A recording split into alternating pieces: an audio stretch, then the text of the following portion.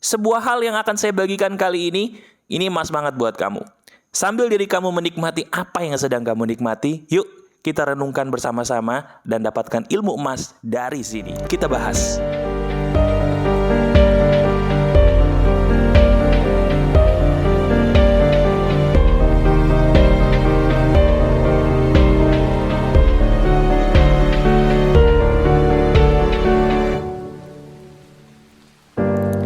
Ini adalah kisahku. Ini adalah kisah saya.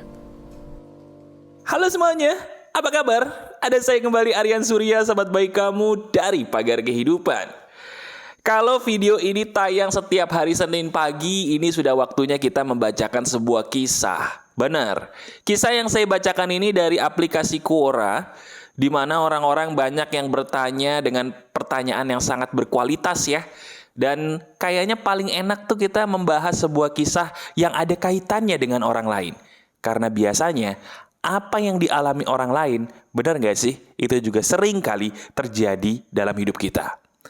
Sama seperti pertanyaan sederhana yang akan saya bahas di hari ini. Pertanyaannya sederhana banget. Apa yang membuat kamu menangis di hari ini? Wah, pertanyaan itu kok kayaknya gimana gitu ya. Tapi tenang.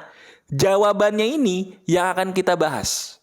Jawabannya dijawab oleh salah seorang Qurawati, perempuan. Dia berkata begini, saya hari ini merasakan sebuah kesedihan. Karena ternyata pasangan atau suami yang sudah saya cintai dan saya anggap suci, dia melakukan sebuah tindakan yang membuat hidup saya bagaikan tersambar petir. Betul teman-teman. Jadi kisahnya begini, saya bacain singkat, padat, dan jelas supaya kamu bisa menggambarkan sendiri apa yang ingin kita bahas. Ini menarik nih, dengerin. Jadi istrinya ini punya suami teman-teman, seorang yang sudah dianggap sangat alim. Pernah nggak kamu ngelihat ada orang yang kelihatannya alim gitu? Sering ya. Nah, orang yang dianggap sangat alim ini itu udah dipastikan kayaknya 99% menurut istrinya loh ya. Itu tidak selingkuh sama sekali.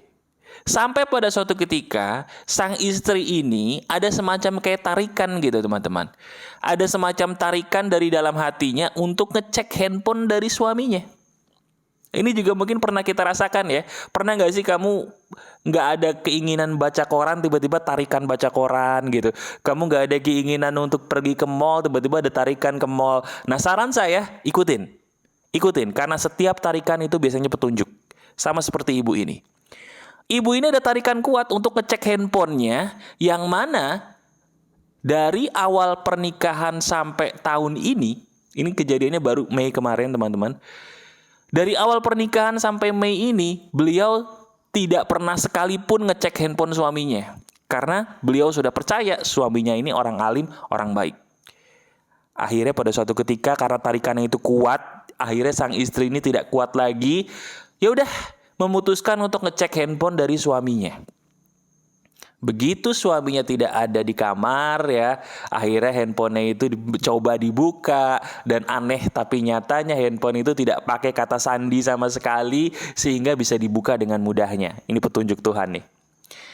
Tiba-tiba pas sudah dibuka, otomatis yang pertama kali dicek adalah WhatsApp-nya dong. Karena biasanya sebuah komunikasi itu zaman sekarang pakai WhatsApp, bukan pakai aplikasi yang namanya BBM lagi. Udah jadul ya. Nah begitu dibuka aplikasi WhatsApp-nya, ternyata benar ada WhatsApp atau chattingan-chattingan mesra yang dilakukan oleh suaminya, mohon maaf, dengan perempuan yang diberi nama Mamahku Sayang. Bayangin gak sih? Tiba-tiba begitu ada chattingan seperti itu, ditelusuri, dilihat chattingannya itu ternyata seperti seorang yang sudah bersuami istri. Panggilannya udah suamiku dan panggilannya sudah istriku sayang. Jederlah dia, hancurlah hidup dia, dan ujung-ujungnya dia menangis sendiri, syok membaca chattingan WhatsApp dari suami yang sudah dia anggap alim itu ternyata sudah dekat sekali dengan perempuan lain. Dari situ penulis ini kemudian dia sangat menunjukkan bahwa dirinya baik-baik saja. bahwa dirinya tenang, tidak pengen marah, tidak ingin menggebrak suaminya, melabrak suaminya, karena dia berpikir, dia berpikir selama ini dia adalah orang yang positif. Saya selalu mengutamakan pikiran positif saya, wahai pembaca, katanya. Saya tidak mau berburuk sangka sama orang, karena buruk sangka saya ini akan merugikan saya di kemudian hari. Selesai. Nah, sekarang saya ingin bahas bersama dengan kamu. Gini teman-teman, dengerin ya, ini penting. Saya ingin kamu sebagai saudara saya, sebagai sahabat dekat saya nih. Yuk kita jangan jadi orang bodoh. Maaf ya, maaf banget nih. Jangan jadi orang yang bodoh. Bodoh itu artinya apa, Mas? Kalau bodoh versi pagar kehidupan, itu adalah orang yang tidak punya batasan kapan dia harus berhenti ketika diinjak-injak. Itu namanya bodoh. Tadi si penulis ini berkata bahwa dirinya ini orang yang positif. Bagus. Positive thinking itu bagus loh. Tapi kalau kamu pernah nonton video positive thinking ala pagar kehidupan, beda ya. Beda ya. Coba kamu cari deh. Kalau penonton baru nih, kamu gak sengaja nemuin video ini, atau baru nemu video pagar kehidupan, coba cari di YouTube pagar kehidupan berpikir positif. Ketikan gitu aja di YouTube ya. Cari pagar kehidupan berpikir positif. Nah, nanti habis ini kamu tonton tuh video. Bakal kaget diri kamu. Kenapa? Karena cara berpikir positif saya sebagai sahabat kamu di pagar kehidupan itu adalah yang paling realistis. Yang paling benar. Bukan malah membimbing kita, maaf banget, jadi orang bodoh. Nah, apa yang dilakukan oleh si ibu penulis ini sayangnya adalah berpikir positif yang biasanya dilakukan orang-orang kebanyakan, yaitu berpikir positif tanpa pagar. Dia berpikir positif begini, oh suami saya alim, oh suami saya dekat dengan Tuhannya, oh suami saya di rumah ibadah begini, di rumah ibadah begitu. Udah deh. Akhirnya karena dia berpikir positif, nggak mungkin tuh suami saya berbuat zolim sama saya walaupun perilakunya berbeda. Nggak mungkin tuh pasangan saya berperilaku buruk sama saya walaupun mungkin dia sudah terlalu tidak empati lagi sama saya, walaupun dia tiba-tiba mendadak jadi galak banget sama saya. Nggak mungkin tuh. Stop deh. Stop. Saya pengen ngajarin kepada kamu sebuah hal. Begini. Kita berpikir positif itu boleh. Tapi berpikir positif itu cuma satu level aja. Level keduanya adalah berpikir realistis. Jadi gini loh, kamu berpikir positif nih. Bagus. Tapi setelah berpikir positif, lihat dulu kenyataan di depan matanya gimana. Dari kenyataan di depan matanya seperti apa, dari situlah kita ngambil kesimpulan. Dari kesimpulan itulah baru kita bereaksi yang sesuai. Dengan begitu hidup kita akan lebih gampang untuk selamat. Betul nggak? Setuju nggak nih? Iya kan? Coba kita runutin ya. Nomor 1, berpikir positif. Bagus. Berpikir positif gitu. Kita ambil contoh kasus ini deh. Berpikir positif, oh pasangan saya adalah pasangan yang baik. Bagus dong. Berpikir positif, saya bilang cukup satu level aja. Level berikutnya setelah berpikir positif apa? Betul. Berpikir realistis.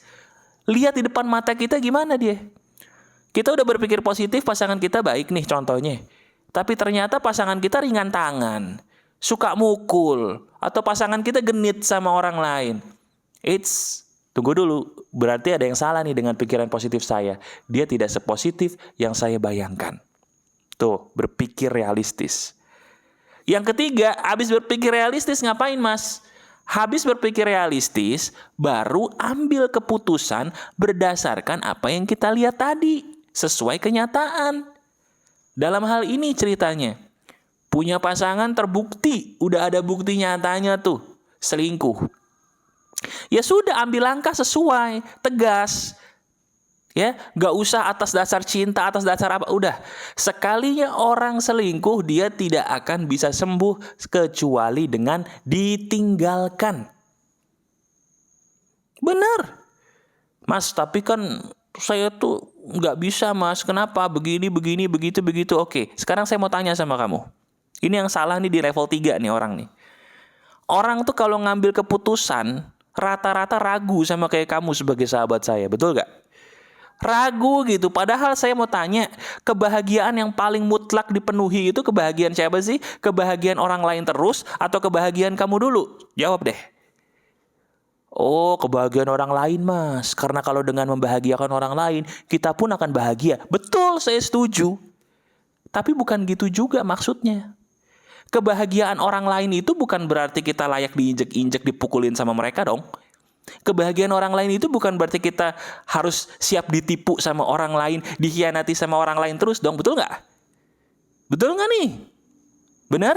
Kebahagiaan orang lain tuh yang harus diutamakan kalau kita menolong mereka, mengurangi beban mereka. Tuh bagus, sedekah. Iya kan? Bagus, tapi bukan berarti kita harus dipukulin sama orang, dikhianati sama orang, ditipu sama orang, terus kita diem aja. Nggak gitu, salah. Terus saya harus gimana, Mas? Tegas. Sekarang langkah berikutnya, setelah kamu berpikir positif, lihat realita di depan matamu, ambil keputusan secara tegas. Tegas patokannya adalah begini. Kebahagiaan yang utama adalah kebahagiaan bagi saya. Karena kalau saya tidak bahagia, kasihan orang-orang yang mencintai saya. Mereka pun pasti ikut sedih, betul nggak? Kalau kamu punya anak, ketika mereka melihat kamu sebagai seorang ibu atau sebagai seorang ayah sedih terus, apakah mereka akan bahagia? Tidak, mereka pun akan sedih. Itu fakta. Fakta itu. Kalau kamu punya sahabat baik yang selalu peduli sama kamu, apakah mereka akan senang ketika ngelihat kamu sedih terus? Tidak, mereka pun akan sedih dan tidak bahagia. Berarti kita egois dong. Iya kan? Egois sekali kita, hanya karena kita tidak berani mengambil keputusan, lantas kita membiarkan orang-orang yang sudah sayang sama kita ikut tidak bahagia. Egois ya kita? Coba renungin deh. Nah, udah mulai tersadarkan, sekarang berarti kamu masuk ke level yang keempat. Level pertama tadi berpikir positif, level kedua lihat kenyataan, level ketiga ngambil sebuah perilaku atau keputusan berdasarkan kenyataan secara tegas, baru yang keempat. Apa itu, Mas? Ambil pelajaran kali dari apa yang terjadi kemarin. Ini nih 4 emas kehidupan nih. Beruntung kamu ketemu. Beruntung diri kamu seizin Tuhan bisa nemuin video ini, channel ini, beruntung banget. Karena banyak di luar sana tuh orang yang belum ketemu nih video. Ambil langkah keempat. Segala sesuatu yang terjadi dalam hidup kita itu bisa jadi pelajaran kok. Bener nggak? Kebanyakan orang tuh cuma meratapi kenapa hidup saya begini. Tapi nggak mau ngambil pelajaran, ya susah dong. Besoknya gitu lagi. Begitu besoknya gitu lagi nyalahin Tuhan. Oh, Tuhan kejam sama saya. Tuhan gak sayang sama saya. Loh, padahal kitanya sendiri yang gak mau ngambil pelajaran, kok Tuhan yang disalahin sih? Betul gak? Sadar gak nih kita kayak gitu nih? Coba jujur deh. Iya kan? Nah, bagus. Sekarang saya bahagia banget karena kamu sebagai sahabat saya sudah menyadari di mana kesalahan kamu. Saya ulangi lagi ya, 4 emasnya nih, boleh kamu catat, boleh kamu hafalkan, atau kamu tonton video ini lagi deh biar hafal. Saya ulangi. Yang pertama, jadi orang berpikir positif. Ya, penting itu. Nomor 1, berpikirlah positif. Tapi jangan kelamaan. Masuk level kedua. Lihat realita, lihat kenyataan. Apakah hal yang kamu pikirkan positif tadi sinkron dengan kenyataan atau tidak? Level yang ketiga, ambil langkah tegas. Saya ulangi, ambil langkah tegas berdasarkan kenyataan yang terjadi tadi. Langkah tegas yang patokannya adalah bahagiain dulu dirimu. Karena kalau kamu bahagia, orang-orang yang sayang kamu pun akan bahagia. Itu penting. Level yang keempat atau terakhir apa? Benar, ambil pelajaran. Karena setiap hal buruk atau baik ada pelajaran di balik itu yang harus kita pahami hikmahnya atau pelajarannya supaya apa? Hal kayak gitu tidak terjadi lagi di masa depan. Benar nggak sih? Betul nggak? Nah, kalau kamu sudah mulai senyum sendiri, sudah mulai ngangguk-ngangguk kepala gitu ya, saya tahu loh. Dan itu pertanda kamu sudah memahami apa yang saya katakan. Bagus. Jadikan video ini sebagai sahabat kamu, jadikan channel Pagar Kehidupan sebagai teman setia kamu, jadikan saya sebagai saudara sejati kamu. Yuk, kita maju bareng-bareng, kita hadapi hidup bareng-bareng. Jadikan apa yang saya berikan ini sebagai emas dalam hidup kamu ya. Coba renungin deh. Renungin dalam-dalam. Bukankah apa yang saya katakan dari tadi ini benar semua? Masih ada saya, Aryan Surya, sahabat baik kamu selalu dari Pagar Kehidupan. Selalu tetap keep the spirit, keep sharing, and keep loving. Bye-bye.